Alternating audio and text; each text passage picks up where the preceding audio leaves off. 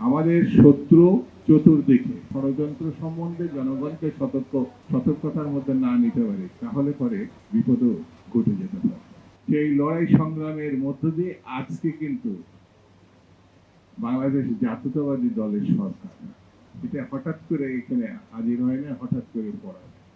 এই সরকারের পিছনে গণমানুষের শুধু সমর্থন নেই, ভালোবাসা, শ্রদ্ধা, ভক্তি শুধু নাই। এই সরকারকে তারাই তৈরি করেছে সর্বশেষ ভোটের মধ্য দিয়ে।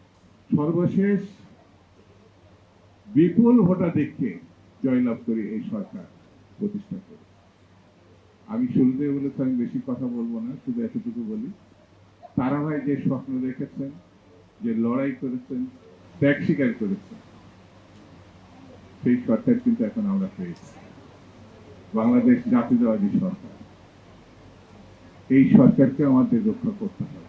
নানামুখী ষড়যন্ত্র,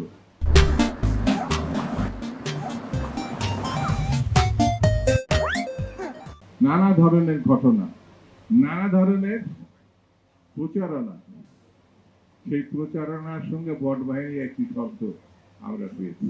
সোশ্যাল মিডিয়াতে এমন কোনো অশ্রাব্য ভাষা নাই যেটা প্রয়োগ করা হয় না আমাদের নেতৃবৃন্দের সম্বন্ধে বলতে। আমাদেরকে কিন্তু সতর্ক হতে হবে।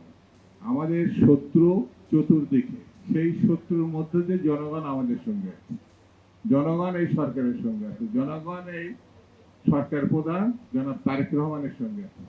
এই যে আমার পাশে যিনি বসে আছেন মির্জা আলমগীর, সুদীর্ঘ কালের একটা লড়াইয়ের মধ্য দিয়ে তিনি কিন্তু এই দলকে এই জায়গায় এনে দাঁড় করাইছেন। তাহলে আমাদের এই সরকারকে 4 মাসে বোধহয় আমাদের সরকার করেছে। অনেক কাজ করতে হবে এই সরকারকে।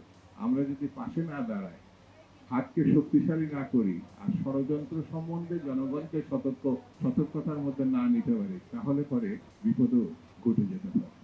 সেই জন্যে তারা ভাইয়ের প্রতি আমাদের শ্রদ্ধা, তারা ভাইয়ের স্বপ্ন বাস্তবায়নে আমাদের চেষ্টা থাকবে এবং সতর্ক থাকবে।